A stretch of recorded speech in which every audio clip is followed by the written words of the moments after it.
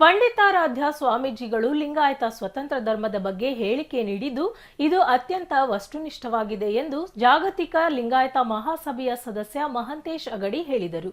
ಸುದ್ದಿಗೋಷ್ಠಿಯಲ್ಲಿ ಮಾತನಾಡಿದ ಅವರು, ವಚನಾನಂದ ಸ್ವಾಮೀಜಿ ಲಿಂಗಾಯತರು ಹಿಂದೂ ಧರ್ಮದ ಒಂದು ಭಾಗ ಎಂದು ಹೇಳಿ ಗೊಂದಲ ಸೃಷ್ಟಿ ಮಾಡಿದ್ದು ಅವರಿಗೆ ಲಿಂಗಾಯತ ಧರ್ಮದ ಬಗ್ಗೆ ಸ್ಪಷ್ಟನೆ ಇಲ್ಲ.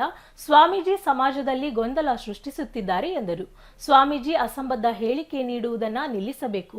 ಹೆಸರಿನಲ್ಲೇ ವಚನ ಇರುವುದರಿಂದ ಮೊದಲು ವಚನಗಳನ್ನ ಸರಿಯಾಗಿ ಓದಿ ಅರ್ಥ ಮಾಡಿಕೊಂಡು ಲಿಂಗಾಯತ ಧರ್ಮ ಸ್ವತಂತ್ರ ಧರ್ಮ ಎಂಬುದನ್ನ ಜನರಿಗೆ ಮುಟ್ಟಿಸುವ ಕೆಲಸ ಮಾಡಬೇಕು ಎಂದರು. ವಚನಾನಂದ ಸ್ವಾಮೀಜಿಗಳಿಗೆ ವಚನದ ಪುಸ್ತಕ ಬೇಕೆಂದರೆ ನಾವು ಅವರಿಗೆ ಕೊಟ್ಟು ಬರುತ್ತೇವೆ ಎಂದ ಅವರು, ಸ್ವಾಮೀಜಿ ಗೊಂದಲ ಸೃಷ್ಟಿ ಮಾಡಲು ಈ ರೀತಿ ಹೇಳಿಕೆ ನೀಡುತ್ತಿದ್ದಾರೋ ಅಥವಾ ಅವರ ಮೇಲೆ ಯಾರಾದರೂ ಒತ್ತಡ ಹೇರುತ್ತಿದ್ದಾರೋ ಗೊತ್ತಿಲ್ಲ ಎಂದರು. ಸುದ್ದಿಗೋಷ್ಠಿಯಲ್ಲಿ ಬಸವ ಬಳಗ ಹಾಗೂ ಶರಣ ಸಾಹಿತ್ಯ ಪರಿಷತ್ನ ಪದಾಧಿಕಾರಿಗಳಾದ ರುದ್ರಗೌಡರು, ಮಹಂತೇಶ್ ಅಗಡಿ, ಮಧುಮತಿ ಗಿರೀಶ್, ವಿಶ್ವೇಶ್ವರಯ್ಯ, ಶಿವಮೂರ್ತಿ, ಶಶಿಧರ್ ಬಸಾಪುರ್, ನಾಗರಾಜು ಇತರರಿದ್ದರು. ಮೊನ್ನೆ ಹೊಳಲ್ಕೆರೆ ನಡೆದಂಥ ಕಾರ್ಯಕ್ರಮದಲ್ಲಿ ಲಿಂಗಾಯತ ಧರ್ಮ ಹಾಗೂ ಹಿಂದೂ ಜೀವನ ಪದ್ಧತಿ ಎರಡೂ ವಿಷಯಗಳ ಬಗ್ಗೆ ಪರಸ್ಪರ ವಿರೋಧಾಭಾಸದಂಥ ಹೇಳಿಕೆಗಳು ಬಂದವು. ತದನಂತರ ವಿವಿಧ ದೃಶ್ಯ ಮಾಧ್ಯಮಗಳಲ್ಲಿ ಅದರ ಬಗ್ಗೆ ಚರ್ಚೆ ಆಯಿತು. ನಮ್ಮ ಹೇಳಿಕೆ ಏನಂದರೆ, ಸಾಣೇಹಳ್ಳಿ ಶ್ರೀಗಳು ಶ್ರೀ ಪಂಡಿತಾರಾಧ್ಯ ಸ್ವಾಮೀಜಿಯವರು ಹೇಳಿದಂಥ ಲಿಂಗಾಯತ ಧರ್ಮ ಸ್ವತಂತ್ರ ಧರ್ಮ ಅನ್ನುವಂಥ ವಿಚಾರವನ್ನು ನಾವೆಲ್ಲರೂ ಸಹಿತ ಒಪ್ತಾ ಇದ್ದೇವೆ.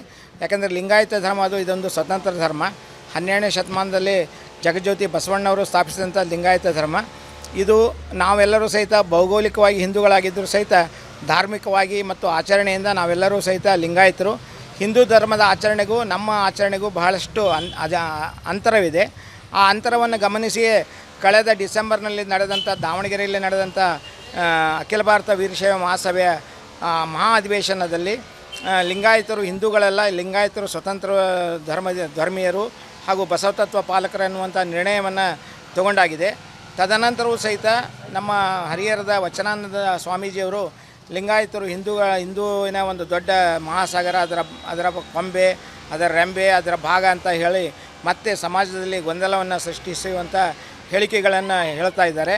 ಇದರಿಂದ ಒಂದು ಸ್ಪಷ್ಟೀಕರಣ ಕೊಡಬೇಕನ್ನುವಂಥ ದೃಷ್ಟಿಯಿಂದ ನಾವು ಇವತ್ತು ಪತ್ರಿಕಾಗೋಷ್ಠಿಯನ್ನು ಕರೆದು ನಮ್ಮ ಎಲ್ಲ ವಿಚಾರಗಳನ್ನು ತಿಳಿಸಿದ್ದೇವೆ. ಸ್ವಾಮೀಜಿಯವರು ಈ ರೀತಿಯಾದಂಥ ಅಸಮ್ಮತವಾದಂಥ ಹೇಳಿಕೆಗಳನ್ನು ಕೊಡುವುದನ್ನು ನಿಲ್ಲಿಸಬೇಕು. ವಚನಾನಂದ ಶ್ರೀಗಳು ಸಹಿತ ವಚನ ಹೆಸರಿನಲ್ಲೇ ವಚನ ಅಂತಿರೋದ್ರಿಂದ ಸರಿಯಾಗಿ ವಚನಗಳನ್ನು ಓದಬೇಕು, ಅವುಗಳನ್ನು ಅರ್ಥ ಮಾಡಿಕೊಂಡು ಲಿಂಗಾಯತ ಒಂದು ಸ್ವತಂತ್ರ ಧರ್ಮ ಅನ್ನುವಂಥ ವಿಚಾರವನ್ನು ಜನರಿಗೆ ಮನಮುಟ್ಟಿಸ್ಬೇಕನ್ನುವಂಥ ವಿಚಾರವನ್ನು ನಾವು ಹೇಳ್ತಾ ಇದ್ವಿ. ಅದನ್ನೇ ಅದಕ್ಕಾಗಿ ನಾವು ಈಗ ಒಂದು ಸಲ ಎರಡು ಸಲ ಏನೋ ತಪ್ಪಿನಿಂದ ಹೇಳ್ತಾ ಇದ್ದಾರೆ, ಗೊತ್ತಿಲ್ಲ ಅಂತ ಹೇಳ್ತಾ ಇದ್ದಾರೆ ಅಂತ. ಬಟ್ ಈಗ ನಮ್ಗೆ ಅನ್ನಿಸ್ತಾ ಇದೆ ಅವರು ಉದ್ದೇಶಪೂರ್ವಕವಾಗಿ ಹೇಳ್ತಾ ಇದ್ದಾರೆ ಅಂತ ಅನ್ನಿಸ್ತಾ ಇದೆ. ಆ ದೃಷ್ಟಿಯಿಂದ ಅವರು ಅದನ್ನು ಹೇಳುವುದನ್ನು ನಿಲ್ಲಿಸಬೇಕು. ವಚನಗಳನ್ನು ಓದಿ ವಿಷಯವನ್ನು ಅರ್ಥ ಮಾಡಿಕೊಂಡು ನಂತರ ತಮ್ಮ ವಿಚಾರಗಳನ್ನ ಹೇಳಬೇಕಂತ ನಮ್ಮಲ್ಲಿ ತಿಳುವಳಿಕೆ ಇಲ್ಲ ಅಂತಲ್ಲ, ಅದಕ್ಕೆ ನಾವು ತಿಳುವಳಿಕೆ ಇರ್ಬೋದು, ಆದರೆ ಅವರು ಯಾಕೆ ಆ ರೀತಿಯಾಗಿ ಹೇಳ್ತಾ ಇದ್ದಾರೋ ಅದು ಅವ್ರಿಗೆ ಗೊತ್ತು. ಇಲ್ಲ ದೂರುಗಿರಿನಿಲ್ಲ, ಅವ್ರಿಗೆ ಅಷ್ಟೇ ನಾವು ತಿಳುವಳಿಕೆ ನಮ್ಮ ಏನಂದ್ರೆ ಮನವಿಯನ್ನು ಅವ್ರಿಗೆ ಹೇಳ್ತಾ ಇದ್ದೀವಿ. ಅವರು ನಮಗೆ ಚರ್ಚೆಗೆ ಕರೆದ್ರೆ ನಾವು ಬಂದು ಹೋಗಿ ಚರ್ಚೆ ಮಾಡಲಿಕ್ಕೆ ತಯಾರಿದ್ದೀವಿ. ಮಹಾಸಭೆಯದವರು ಅವತ್ತೇ ನಿಮ್ಮ ದೃಶ್ಯ ಮಾಧ್ಯಮದಲ್ಲಿ ಬಂದು ಅವರು ಸ್ಪಷ್ಟಪಡಿಸಿದರು, ನಾವು ಹಿಂದೂಗಳೆಲ್ಲ ನಾವು ಲಿಂಗಾಯತ ಸ್ವತಂತ್ರ ಧರ್ಮ ಅಂತ ಮಹಾಸಭೆಯ ರೇಣುಕಾ ಪ್ರಸಾದ್ ಅಂತ ನಮ್ಮ ಮಹಾಸಭೆ ಪ್ರಧಾನ ಕಾರ್ಯದರ್ಶಿಯವರು ಬಂದು ಅವತ್ತು ಸ್ಪಷ್ಟಪಡಿಸಿದ್ರು. ಅವ್ರು ಬೇಕಂದರೆ ನಾವು ಡೆಫಿನೆಟ್ಲಿ ಕೊಡ್ತೇವೆ. ಅವರು ನಮ್ಮ ವಿಳಾಸ ಅಥವಾ ನಮ್ಮ ಫೋನ್ ನಂಬರ್ ಎಲ್ಲ ಅವ್ರ ಕಡೆ ಇದೆ.